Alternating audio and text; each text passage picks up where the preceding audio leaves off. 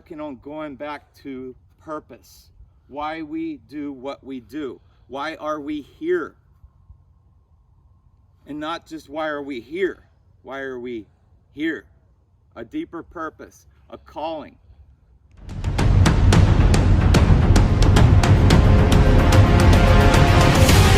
Good morning, everybody. Good morning.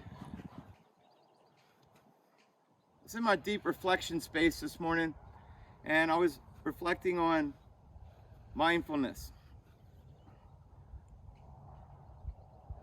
I was thinking of body, mind, soul. I was thinking of balance. I was thinking of grit. And then it led me into a chapter in a book I'm reading, one of the books, about purpose. And I think about purpose. When we're losing our purpose a little bit, or we're not taking care of us and we're not feeding ourselves well, we'll get a little kind of like at my staff meeting this weekend. One of my coaches was a little and it tells me those things where we're not grounded in the right area, however that area is, body, mind, and soul, where we're working on going back to purpose. Why we do what we do. Why are we here? And not just why are we here? Why are we here? A deeper purpose, a calling. So also I'm studying some work that has to do with jobs. People have JOBs, and you could tell the people that are JOBers. And then they have the people that are careerers. You could tell those people, and then you could tell those people that are called. They have a calling. It's deeper. It's deeper than that. You could start a calling with a JOB to a career and then have a calling from that. It can happen that way. There's all kinds of different ways. So it led me to thinking about, when was I really called? And it is from that sink. When I got off that sink in prison, I smoked a joint. I got down, I was stoned, and I said, what kind of guy goes to prison on drug-related crimes and is in here risking a dirty UA, which is urinalysis, and being sent to the hole and all my privileges taken away just so I can get high in the moment?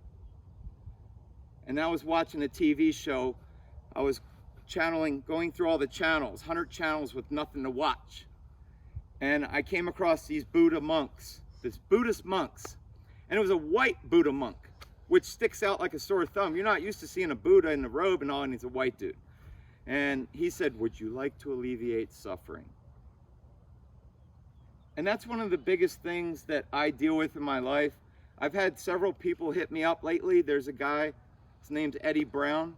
He's friends, and he hung himself last week, and he has the same exact mental health issues I have, identical practically. And it just led me into thinking. I even got a text from my baby mama last night after 11 o'clock. My brother called my mom crying. You know, I had a lot of people reaching out. And it led me to think, I got to stay deep in my purpose so I can stay safe. I got to be careful who I allow near me that could compromise me, where I would make stupid decisions. So Tony Robbins says scission is the word which means cut away. I always talk about it.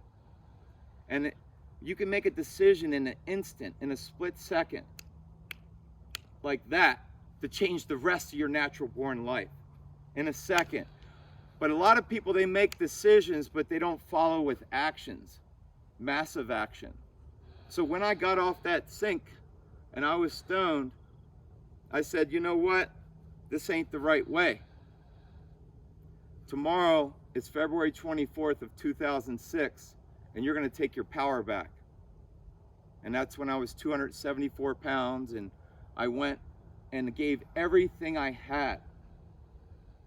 So when I have people that tell me I'm all in, I know what all in means. And I lost, I think it was like 70 pounds in 5 months. Something like that, in prison. I went all in, and I didn't just go in with my physical fitness. I went in with my mental, my mind, a lot of cognitive restructuring. My cousin Denise knows deeply about this. She was trying to explain to my brother one day, Brian, you don't understand. Randy had to rewire his brain completely to function in society the way he does now. It's no different than any of us when you really step back from it and you really look at it.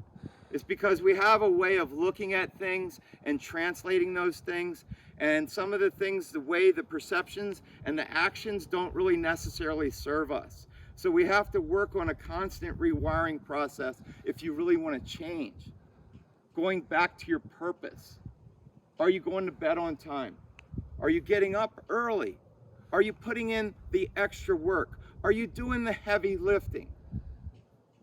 Are you having that conversation you don't want to effing have when you're scared to have it because you most likely know how it's going to turn out? Whatever that is. So we start thinking, and I get back to why I got off that sink. And at first it was Justin and Luke Brown. And then my purpose turned deeper into McKenna, my wife, my life, my business, and what I do, and how I do what I do. And it matters to me. So I want you to think about this month and how you can make a decision. Because I guarantee you, each and every one of you, there's a certain way where you know you're bullshitting. You know you are. Come freaking clean. Come clean in the area you know that's holding you back. I didn't even know what the heck I was going to say today. Had no idea. I waited until this morning for divine inspiration. And I still wasn't sure all the way driving here. And I'm free flowing from right here right now. But in this way, we're all the same, and we all just want to be happy. We want to be healthy. We want to be loved. And we want to love those around us and not have any complications later in life as much as possible. So make today, because the nuggets I was going to write had to do with fresh, clean slate. And then I thought, if I just said fresh, clean slate, how about if I talk about my fresh, clean slate and where it was at? And if I could do that on a level 4 security prison yard, where they only let you out of your shower every 3 days, and the only reason you get out of your cell is to go to rec in the chow hall, and you get escorted back in. If I can do it there, damn well you guys can do it here. So make today the best day of the rest of your life.